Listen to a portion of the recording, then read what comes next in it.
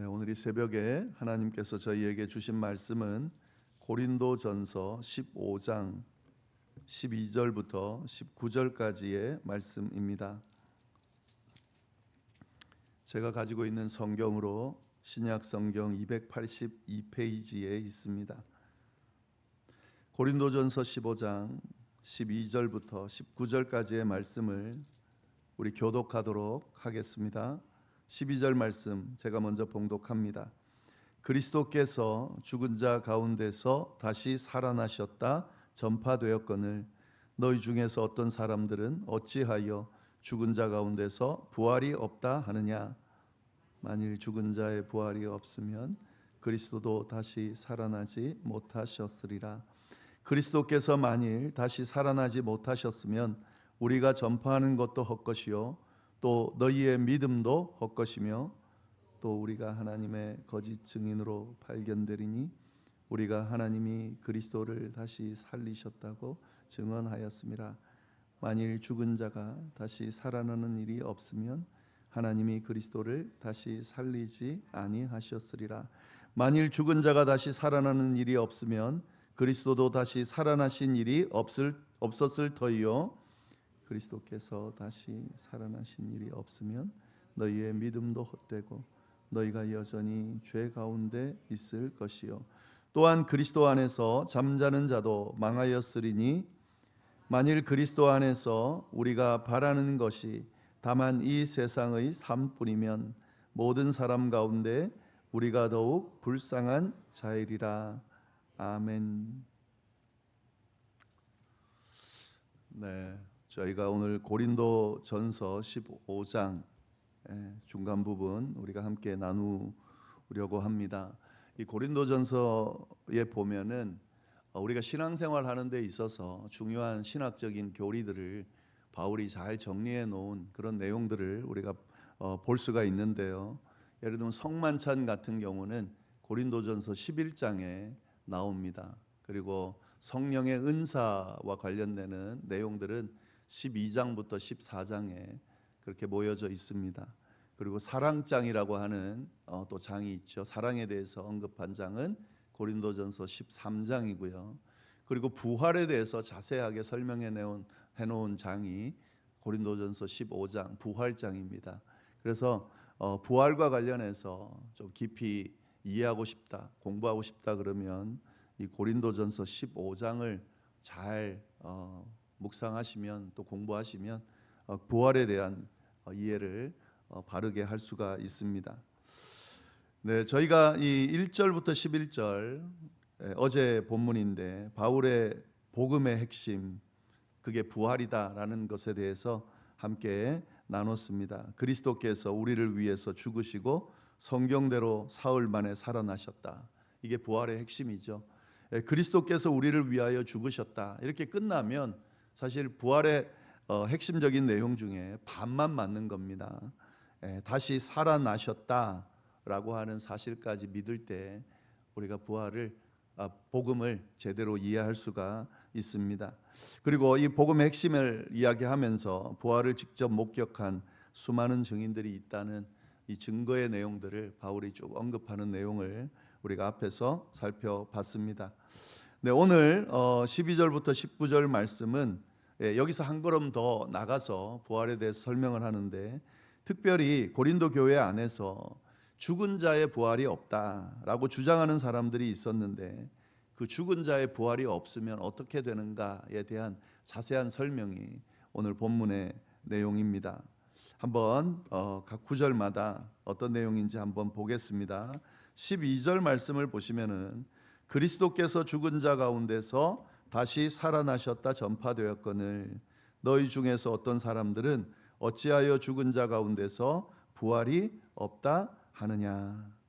분명히 그리스도께서 죽은 자 가운데서 다시 살아나셨다 수많은 사람들이 목격하고 그 부활의 소식을 전파하는데 그런데 너희 중에는 이 고린도 교회 사람들이죠. 어떤 사람들은 어찌하여 죽은 자 가운데서 부활이 없다고 하느냐라고 지금 질문하지만 사실은 책망하고 있습니다. 예. 근데 여기서 부활이 없다라고 할 때 죽은 자의 부활이 없다라고 하는 의미를 잘 좀 보시기를 바랍니다. 예, 부활의 의미를 생각하면서 이 부활이 영이 부활한 거 아니냐라고 그렇게 이해하는 사람들이 있었습니다. 왜냐하면은 당시 이 헬라 철학의 어떤 그 영향 아래 있었던 그 모습들 속에는 사람의 몸은 굉장히 부정하다라는 그런 의미가 있었습니다. 그런 이해들을 했습니다. 영은 선하고 육체는 악하다. 그러니까 죽은 자가, 죽은 몸이 다시 살아난다라고 하는 것을 받아들이기가 쉽지가 않은 거죠. 그리고 또 어떻게 죽은 사람이 어떻게 다시 살아나나라는 이해들을 가지고 있었기 때문에 부활에 대해서 믿지 못하겠다라고 그렇게 말하는 사람들이 있었다 하는 거죠. 근데 이제 그에 대해서 반박하면서 설명을 하는 겁니다. 13절. 만일 죽은 자의 부활이 없으면 그리스도도 다시 살아나지 못하셨으리라. 죽은 자의 부활이 없다고 말하는데 만약에 죽은 자의 부활이 없다 그러면 그리스도도 죽었잖아요. 그러면 그리스도도 다시 살아나지 못할 거다라고 이야기를 하는 겁니다. 죽은 자의 부활이 있기 때문에 그리스도가 다시 살아났다는 말이 맞는 것이지, 죽은 자의 부활이 없다라고 하면 그리스도가 살아났다는 것도 거짓이 되는 거다라고 그렇게 이야기를 하고 있습니다. 근데 여기서 지금 죽은 자의 부활이 없다라고 하는 사람들이 단순히 그러면 예수님이 죽었다가 다시 살아나는 것을 믿지 않느냐라고 생각하냐면 그렇지는 않았습니다. 예수님은 죽었다가 다시 살아났다라고 믿는 사람들이 의외로 많이 있었어요. 특별히 이 부활 신앙에 대해서, 부활을 목격한 사람들이 부활에 대해서 증거하면서 이에 대해서 믿는 사람들이 많아졌는데, 예수님은 부활하지만 우리는 부활할 수 없다라고 주장하는 사람들도 있었기 때문에 바울이 이 이야기를 하는 겁니다. 예수님의 부활은 죽은 자의 부활과 뗄래야 뗄 수가 없다라는 거죠. 죽은 자의 부활이 없다고 주장하는 순간 예수님의 부활도 없는 거다. 예수님의 부활이 없다라고 하면 죽은 자의 부활도 없는 거다. 만약에 예수님께서 죽었다가 다시 살아나는 것을 믿는다라고 한다면 당연히 죽은 자의 부활도 믿어야 된다라는 논리를 지금 이야기합니다. 그거를 이제 그런 기본적인 그걸 가지고, 내용을 가지고 지금 이제 자세하게 하나씩 이야기를 하는데요. 14절 보시면은 그리스도께서 만일 다시 살아나지 못하셨다면 우리가 전파하는 것도 헛것이요 너희의 믿음도 헛것이다. 헛것이다라는 말이 두 번 반복해서 지금 이야기되고 있죠. 그래서 가정을 하는 겁니다. 그리스도의 부활이 없다면, 죽은 자가 다시 살아나는 게 없다면 그리스도의 부활이 없는 거고, 그리스도의 부활이 없다면 어떻게 된다고요? 두 가지가 헛것인데, 지금 우리가 전파하고 있는 이 복음 전하는 것도 헛것이고, 우리가 예수님을 지금 믿고 있는 이 믿음도 헛것이다 라고 지금 이야기를 하고 있습니다. 그러니까 죽은 자의 부활이 없다라는 그 생각을 가지는 순간 모든 게 다 깨진다는 거예요. 예수님의 부활도 없고, 예수님의 부활이 없으면 우리가 믿고 있는 것도 헛거고 지금 전하고 있는 것도 다 헛것이다 라는 겁니다. 그러니까 어디서부터 시작이 돼야 된다는 거죠? 죽은 자의 부활이 있다라는 그 믿음으로부터 시작이 된다. 예수 그리스도께서 다시 부활하셨다라는 사실을 믿는 것으로부터 우리의 믿음도, 우리가 전하는 복음도 의미가 있다라는 이야기를 쭉 하고 있는 거죠. 15절 말씀, 또 우리가 하나님의 거짓 증인으로 발견되리니 우리가 하나님이 그리스도를 다시 살리셨다고 증언하였습니다. 만일 죽은 자가 다시 살아나는 일이 없으면 하나님이 그리스도를 다시 살리지 아니하셨으리라. 지금 같은 맥락이죠. 죽은 자가 다시 살아나는 일이 없다면 하나님이 그리스도를 다시 살렸다는 말도 거짓이 되는 거고, 우리가 지금 하나님께서 그리스도를 다시 살리셨다라고 지금 전하고 있는데 그 전하는 그 증거가 어떻게 된다는 거죠? 거짓이 된다라고 하는 겁니다. 그러니까 죽은 자가 다시 살아나는 일이 없다라고 하면 이게 뭐 이것저것 문제가 되는 게 많은 거죠. 우리가 전하는 것도 헛것이고, 또 우리의 믿음도 헛것이고, 하나님께서 그리스도를 살리셨다는 것도 헛것이고, 우리가 지금 전하고 있는 모든 것들은 거짓이 되는 거고, 그럼 우리가 믿는 것, 지금 우리가 열심을 내서 이거 하고 있는 모든 것들은 다 의미가 없는 거다. 너네가 지금 죽은 자가 다시 살아나는 일이 없다라고 쉽게 이야기하는데, 그것이 어떤 결과를 얻는지를 잘 봐라, 뭐 이런 식으로 지금 이야기하고 있는 겁니다. 16절 말씀 계속 이어지고 있습니다. 만일 죽은 자가 다시 살아나는 일이 없으면 그리스도도 다시 살아나신 일이 없을 터이요. 예, 앞의 내용을 반복하는 거죠. 그러면서 17절 말씀, 그리스도께서 다시 살아나는 일이 없으면 너희의 믿음도 헛되고 너희가 여전히 죄 가운데 있을 것이다. 예, 같은 말을 지금 반복하고 있는 거죠. 근데 여기서 보시면은 죽은 자의 부활이 없다면 예수 그리스도도 다시 살아나지 않았을 거고, 예수 그리스도께서 살아나지 않으셨다면 우리의 믿음도 헛것인데 여전히 우리가 뭐 가운데 있다고요? 죄 가운데 있을 거다라고 하는 거죠. 이 굉장히 심각한 결론이죠. 예수님께서 죽으신 십자가의 의미가 없어진다라고 하는 거죠. 지금 죽은 자의 부활이 없다라고 하면, 또 예수님께서 부활하지 않으셨다라고 하면 예수님의 죽으시면서 우리의 죄를 대속하신 것도 의미가 없다. 그러면 우리는 여전히 죄 가운데 있게 된다라고 쭉 이야기를 하고 있습니다. 로마서 4장 25절에 보면은요, 예수는 우리가 범죄한 것 때문에 내줌이 되고 또한 우리를 의롭다 하시기 위하여 살아나셨느니라. 예수님께서 우리 죄를 지시고 죽으셨다, 좋습니다. 그러나 이 죄로 인해 죄의 결과로 나타나는 죽음을 이기지 못하면 그 죄를 대속하는 것이 의미가 없는 거죠.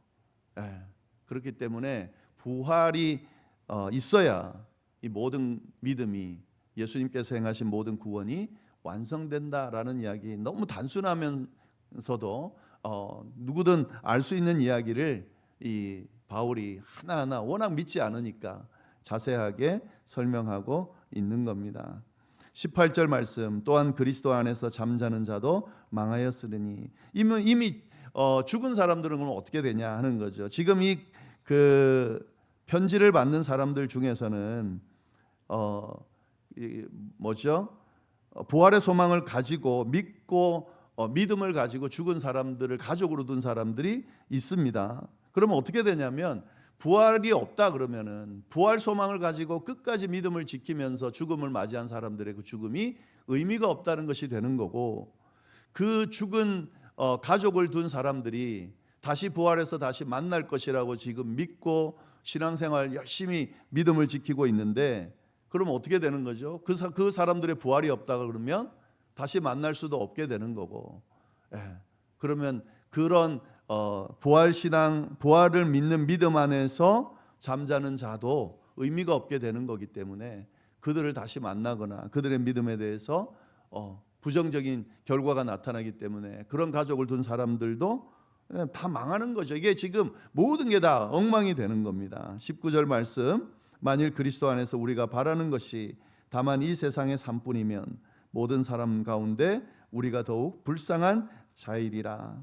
그래서 부활이 없다, 우리는 이 땅에 있는 동안만 예수님 잘 믿고 예수님께서 보여주신 그 어떤 지혜들, 보여주신 모습들을 잘 따르는 것으로 끝, 이게 우리가 바라는 바고 예수 믿는 것의 의미다라고 하면 어떻다는 거죠? 이 세상 사람들 중에 가장 불쌍한 사람들이라는 거죠. 왜냐하면 그리스도를 믿고 따른다고 하면서 포기한 것들이 너무 많거든요. 박해받고 핍박받고 세상의 즐거움을 절제하고 심지어는 목숨까지 내놓으면서 믿음을 지키고 있는데, 단순하게 그냥 이 세상에서 주님께서 보여주신 지혜로운 삶을 살다가 여기서 복받고 끝, 이렇다라고 하면 너무너무 불쌍한 그런 사람들이 될 거다라고 그렇게 이야기를 하고 있습니다. 지금 말씀을 그냥 쭉 제가 읽은 겁니다. 바울이 이야기하는 이 논리는 핵심은 그거죠. 부활신앙이 있을 때 복음이 완전해진다. 이 부활신앙 때문에 우리의 믿음이 귀한 거고, 이 부활신앙 때문에 우리가 믿고 있는 이 모든 것들이 의미가 있는 거고, 우리의 희생과 또 우리가 지금 죽음까지도 생각하면서 이 신앙을 지켜가는 의미가 여기에 있는 거다. 만약에 이 부활의 신앙이 없다고 하면 다 의미가 없어지는 거다라는 말씀을 하고 있습니다. 그래서 부활 신앙이 참 중요한 겁니다. 30년, 40년, 평생을 신앙생활을 했다 한들, 그래서 교회를 열심히 섬기고 하나님의 나라를 위해서 일하고, 그리고 하나님께서 가르쳐 주신 가르침을 잘 살아냈다 한들 부활이 없다, 부활을 믿지 못하면 의미가 없는 거죠. 우리의 신앙이 이 부활 신앙에 근거한 신앙인지를 늘 돌아볼 필요가 있습니다. 그리고 이 부활 신앙 안에서 우리의 믿음이 완전해진다는 것을, 그리고 우리의 모든 헌신들이 빛을 발한다는 것을 우리가 기억하면서 다시 한번, 이미 부활절 지나고 부활절기도 지났지만 그것과 상관없이 우리의 순간순간이 주님의 부활로 가득 찬, 부활 소망으로 가득 찬, 이 부활 신앙으로 가득 찬 그런 믿음의 여정이 되기를 간절히 바랍니다. 기도하겠습니다. 하나님 아버지, 참으로 감사합니다. 귀한 말씀을 통해서 참된 믿음이 무엇인지를 분명하게 알려주셔서 감사를 드립니다. 예수 그리스도의 그 십자가의 보혈로 인하여 우리가 죄가 대속되고 우리가 구원받았다라고 하는 사실과 죽음을 이기시고 부활하신 그 주님으로 인하여 모든 구원이 완성되었음을 분명하게 알게 하시니 참으로 감사를 드립니다. 대속해 주신 십자가와 또 죽음을 이기시고 부활하신 그 믿음의 온전한 내용들이 우리의 삶 가운데, 우리의 신앙 여정 가운데 분명하게 세워지게 하시고 온전한 믿음 가지고 부활 신앙 가지고 우리의 삶을 살아갈 수 있도록, 또 신앙 여정을 걸어갈 수 있도록 주여 인도하여 주옵소서. 아직도 이 부활 신앙을 제대로 믿지 못하고 부활 신앙이 아닌 단순한 종교 생활을 하고 있는 많은 교인들이 있습니다. 교회 안에 많은 사람들이 있습니다. 하나님 아버지, 그들을 불쌍히 여겨 주시고 그들에게 부활 신앙으로 가득 찬 참된 살아있는 믿음이 늦지 않은 시간에 임할 수 있도록, 생길 수 있도록 주여 역사하여 주옵소서. 이어서 드리는 개인의 기도와 중보 기도 위에도 함께하여 주시기를 간절히 바라고 살아계신 예수님의 이름으로 기도드립니다. 아멘.